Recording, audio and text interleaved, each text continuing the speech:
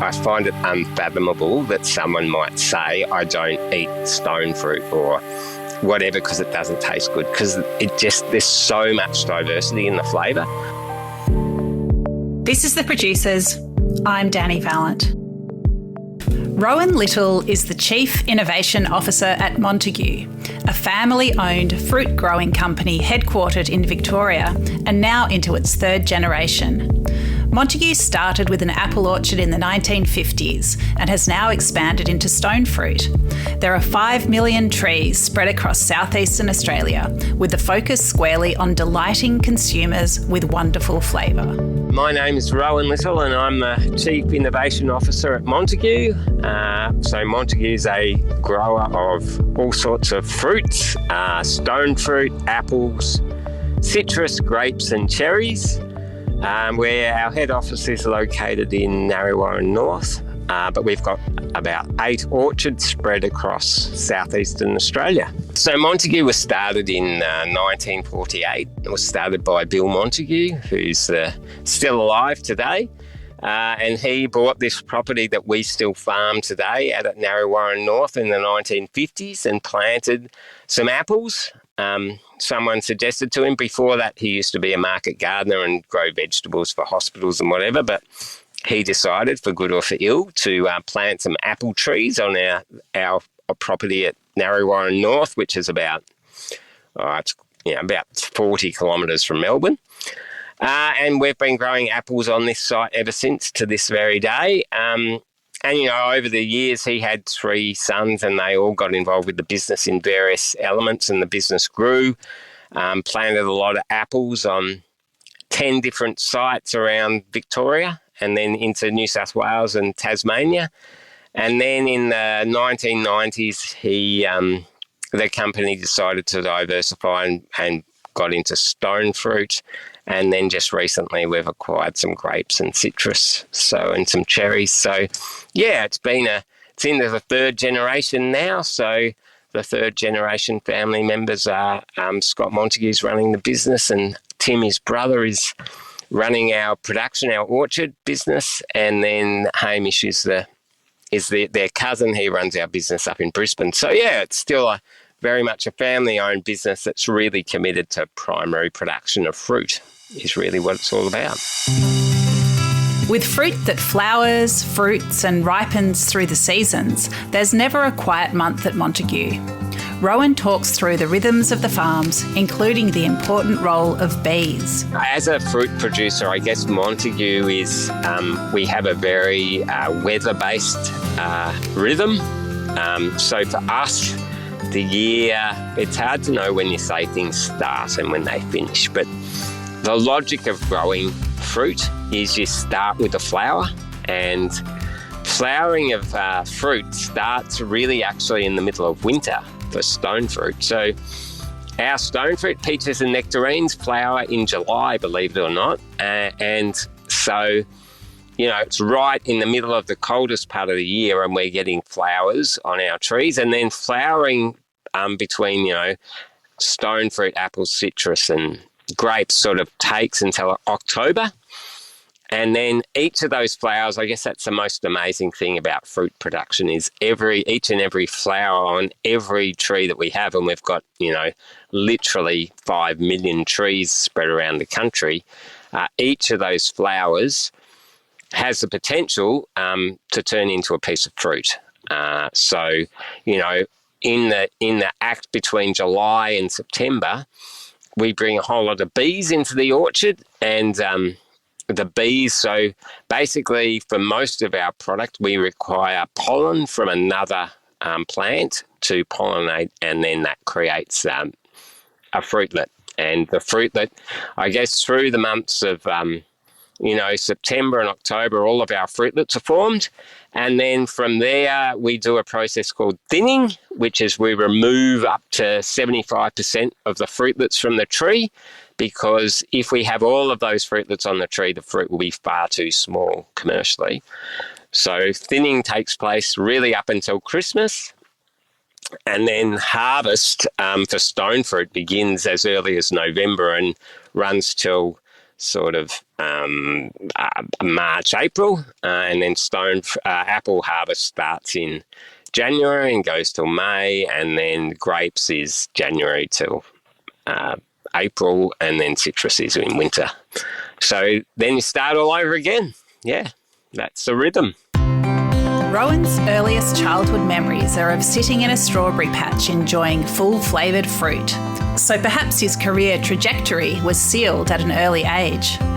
What is his background and what's involved with his role at Montague now? My involvement with the fruit industry started, my father was a researcher. So he grew up he was born in Fiji, a strange place, and he grew up there during the war, but then migrated as a result of the war to Australia, and then eventually ended up in New Zealand, where he got his degree in horticulture, and he started work for the Victorian Department of Agriculture in the 1960s.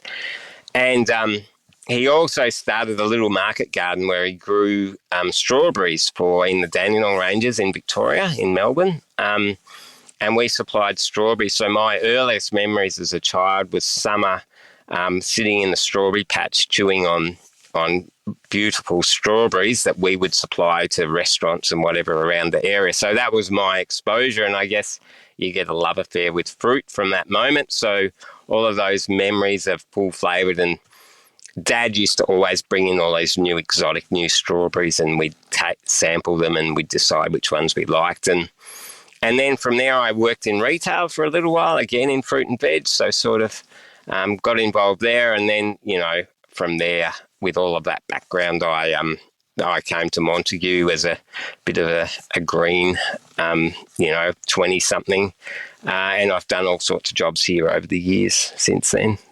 My role is quite diverse, so it sounds very highfalutin being the Chief Innovation Officer, but broadly speaking, it's a role where I'm looking around for new and innovative ways to produce fruit. So there's both the technology that we're looking for, but probably more of my time is actually looking at the fruit that we produce. So what are its characteristics?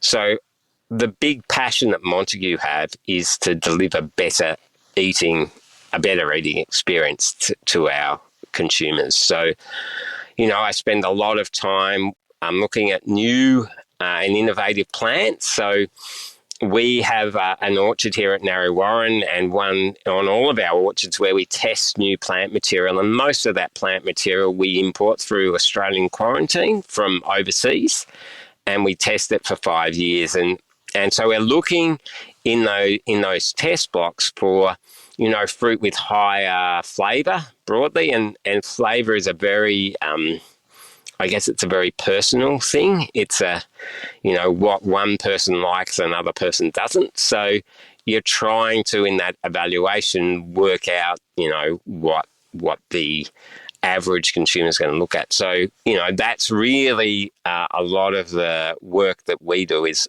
looking at what varieties or what things might actually capture the imagination of the consumer.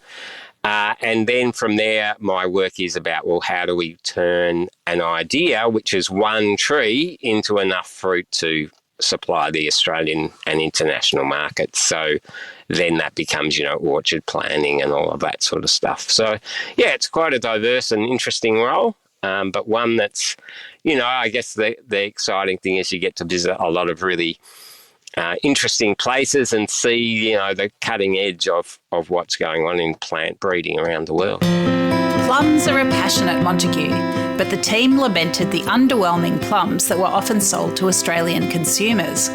Rowan made it his mission to source and grow irresistible plum varieties, turning an old person's fruit into something modern eaters look forward to and seek out. So probably our most famous branded stone fruit is we found these plums. So plums are one of those things that I think generally it's an old person's fruit. And, you know, a lot of consumers you talk to go, oh, yeah, the guy used to love plums. They were in the backyard and I'd go and pick them and they were ripe and sweet and soft. And, you know, people have this memory of a plum tree in the backyard. So we were really lamenting the fact that a lot of the plums you bought in store were very small, they were very tart and hard, and they had no juice, and we really wanted to revive the category. So what we did was we found a breeder in California, in central California, who had the same passion. And what we were looking for was a range of plums that had red flesh, because everyone loves an old blood plum. And we were also looking for something that you didn't have to wait for it to go so soft before the acid dropped out. So we wanted it to be sweet straight off the tree. So this breeder worked, and he's an amazing, the way in which the breeding is done is there's no genetic modification or anything. He literally builds these wooden structures, and he gets a tree and pollinates that tree with the pollen that he wants to cross, and then he plants the seed from all of those plums. So over 10 years we selected that, and then we planted those trees, and today we've got 250,000 trees in the ground of fruit that is, you know, red flesh, great sugar straight off the tree, and the flesh is quite crunchy and they're lower in acidity. And we've been selling those, you know, under two brands in the Australian market. So we sell them as crock eggs to Woolworths, and then on the wholesale market and to other retailers as the Montague tree plums. And that's been a passion of mine probably for close to 20 years now, trying to bring that to life. Eating a plum is easy, but growing a perfect plum is complicated. Rowan explains the keys to achieving that full flavour explosion. Look, the things that we're really looking for in plums are, first of all, they've got to be sweet, right? So, I mean, there's a few consumers who would say, I really like a tart plum, but at the end of the day, the amount of sugar, or we call it soluble solids, is how we measure it. So it's the amount, if you took all the water out of a plum, and what you would be left with is the soluble solids, and we're looking for soluble solid content that's above 15. So, you know, an average plum that you'll buy in a supermarket's maybe, you know, 10 or 11. We're getting some of ours with soluble solids up to 25. So we're really looking for a full flavour explosion in our plums. And then the, you know, red flesh is critically important to us. So higher in antioxidants, so all that good stuff. But then also just, you know, works amazing in a salad, or you can barbecue it. It's just a great, that red flesh. And then we're also looking at a texture where I guess a lot of people, certainly younger consumers, are looking for a slightly firmer texture. So there's almost a little crunch, but you don't have to wait for the fruit to get so soft that, you know, you bite into it and it sort of dribbles down your front. You can certainly do that with our plums, but you can enjoy them when they're a bit firmer and a bit more snack-like. So, you know, that's the real driver for us. So the eating experience of our plums is what we're looking for is a sweet. That's a primary driver. It's got to be sweet, but it's also got to have enough acid, because the mix of acid and sugar is what gives fruit its flavour. And in a plum, it tends to be slightly higher acidity. So we're looking for a sugar, first experience sugar with a bit of acidity and a bit of exotic sort of tropical flavour. And then a really nice, full, not dry, but juicy explosion of juice into your mouth as you bite into it. That's nirvana for us in terms of plum. Growing a great plum is one thing, but if it's not harvested carefully, all the hard work is for naught. How are Montague's plums picked and packed? I mean, the biggest cost for us in terms of fruit production is probably the harvest process. And there's a couple of reasons for that. But the main reason is that fruit, when it's ripe on a tree, is profoundly brittle, not brittle. It's just it needs to be cared for in such a such a way as to not bruise or damage the fruit. So harvest is, we've looked over the years for mechanical harvest, and in terms of technology, there's lots of people around the world looking at mechanical harvest, but at this point in time, there is nothing that comes close to the human hand and its nimbleness in being able to remove a piece of fruit from a tree and safely put it onto a machine that then softly loads it into a bin so that we can pack it. So the harvest process is really just about people. It's about getting people, training them to use, ladders and whatever, and then we have a lot of picking platforms. So the old way was you'd pick into a bag and then you'd empty the bag into the bin. But we find that that bruises the fruit, the movement from the bag to the bin of fruit. So now we have a conveyor. So the person's standing on a platform and they literally pick the fruit one by one and put it on this conveyor, and it gently puts it into the field bin. And then from there, basically the fruit is untouched until basically then enters the box. So, we're trying to make it as soft as possible, which allows us then to harvest fruit riper, because that's the goal. Rowan Little is passionate about people enjoying stone fruit. He shares ideas that go way beyond the fruit bowl snack. One of my passions, I guess, is to help people not to give up on fruit. Everyone has an experience where, you buy fruit from the supermarket or whatever, and it was on special, or you got excited, but then it's in the fruit bowl and you go back and it's a bit smelly and then it gets soft and wrinkled and whatever. And one of my passions is to help people to understand that fruit is still entirely consumable, but probably not best enjoyed fresh. So what we are trying to do now, particularly with our stone fruit, is to say, if you've got a soft peach or a wrinkled nectarine or an apricot that's got brown marks in it, don't throw it in the bin. Whatever you do, there's so many uses. And one of our drivers right now is to stone fruit in Australia comes in summer. So we start harvest in November and we finish in April. It's a perfect time. And actually the barbecue is one of your best assets when it comes to stone fruit. So I don't know whether consumers have tried it or your listeners have tried it, but there are so many solutions for stone fruit. You can grill it. Peaches are grilled. So you can grill it, put it in a salad to add that little bit of sweetness and tang. You can make like a salsa or something to enjoy, and so cut up your apricots in particular. That creates a really different sort of salsa. Or you can, pureed plums. We've been making ice cream, pure ice cream, no dairy or anything, just blended in your blender and then frozen, makes amazing plum puree.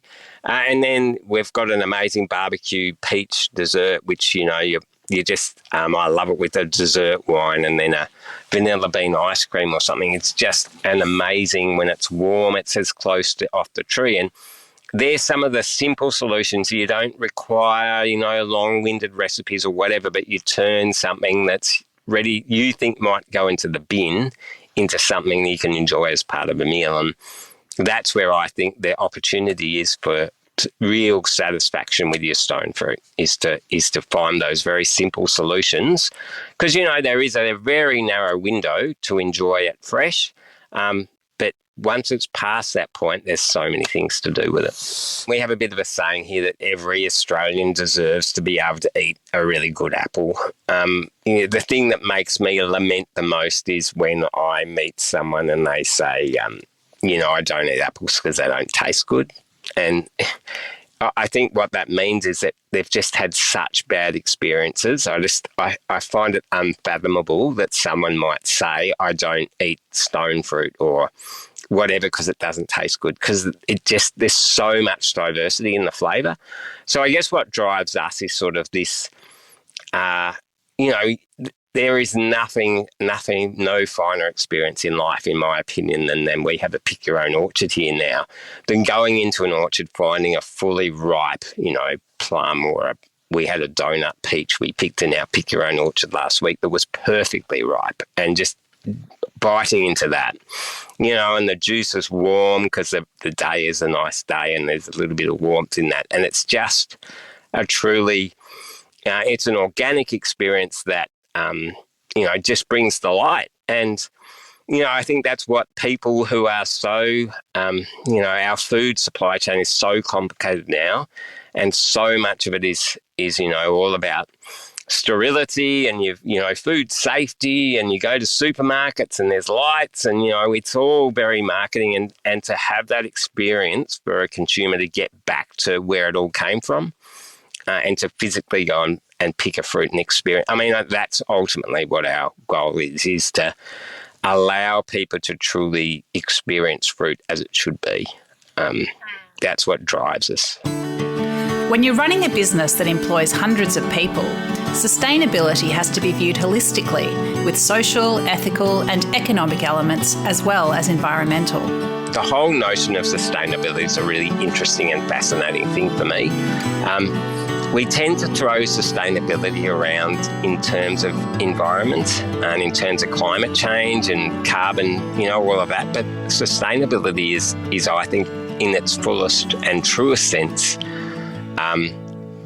something that we really have to drive at, and it's got a social element and an ethical element as well as an environmental. So for me, true sustainability is yes, it's got to pay its way, right? And look, ultimately, farmers and everyone are in business to, make money, and we make our livelihood, and lots of, Montague employs hundreds of people, and their livelihood is based upon that. But to be truly sustainable, I think you've got to provide that economic return. But, I'm really proud of the fact that our farm at Narre North, we've been farming on the same site in the same soil for 70 years, and it's still the same today. So sustainability has to have that environmental element to it. It has to be that the earth and whatever, you keep reviving and it keeps returning. It's not an exhaustible resource, it's an inexhaustible resource.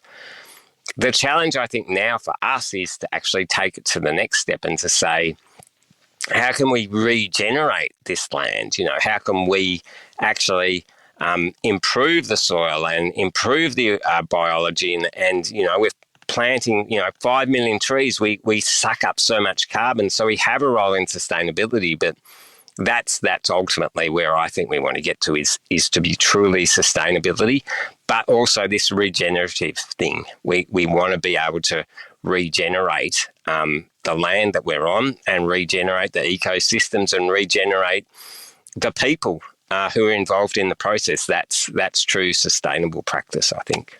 One of the things with climate change, and people, we realise we're all connected, right? So, what activities our industry does or another industry does affects those around them, both socially, economically, but also environmentally. And I think that's the driver now. How do we leave this place in a better state for the next generation? Is a bit of a driver, and I think that's what's going to drive, selection of new material. There's going to be this other element now, I think, about it. When you evaluate something, it's going to be about flavour, but it's also going to be, you can't forget yield, because economic sustainability, I can't afford to farm a hectare of land where the yield is so low, because all the inputs that I have to do, it doesn't provide an economic return. So I'm utilising the soil and the land and those resources, but I'm not producing enough food from that. And that's an interesting nuance in the whole debate. Montague prides itself on being an innovator, but all the technology is aimed at one outcome: producing great quality fruit with amazing flavour. Rowan explains the unrelenting drive towards joy. I guess the thing with Montague in terms of our passion is definitely new.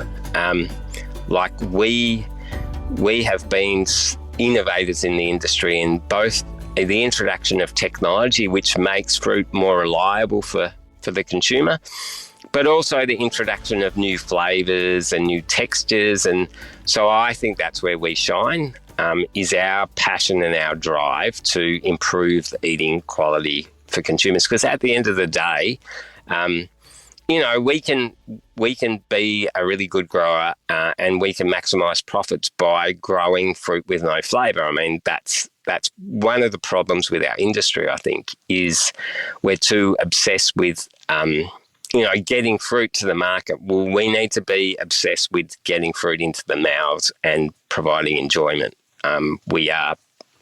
That's our profound opportunity, is to not just provide sustenance, but to provide enjoyment. And I think that's what drives us, and I think that's what makes us unique, is our unrelenting drive to, provide an experience that offers joy to someone, as distinct from just feeding them.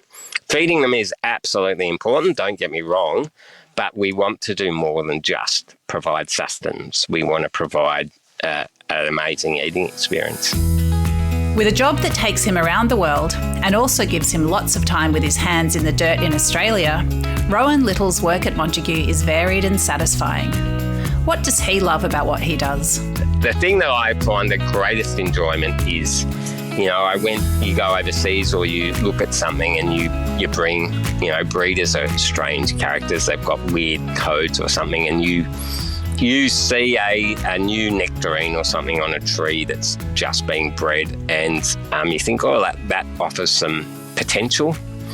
And then I think the greatest satisfaction is where you see it in the breeder, and then it's probably about 10 years later that you see it in the box ready to go to the consumer.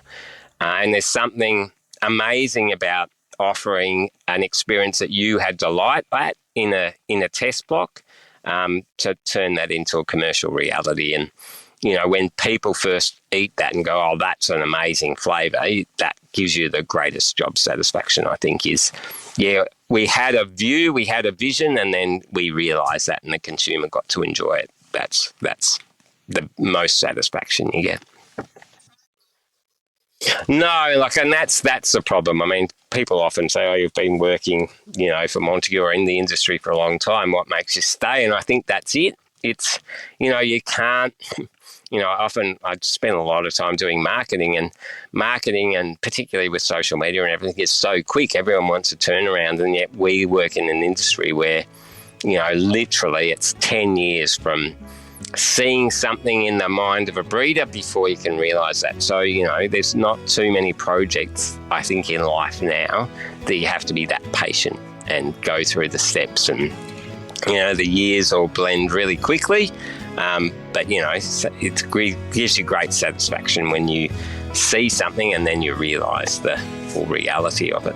Montague is a family company with a simple driver: to make people fall in love with fruit every time they grab a plum, peach or apple from the fruit bowl. With a heritage stretching back 3 generations and a team of hundreds working to bring each season's fruit to market, it's a cycle that's never ending but always developing. As Rowan Little says, everyone should have access to a great piece of fruit.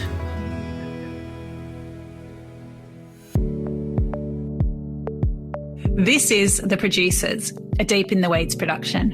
I'm Dani Valent. Stay tuned as we talk to some of Australia's best farmers, makers and growers.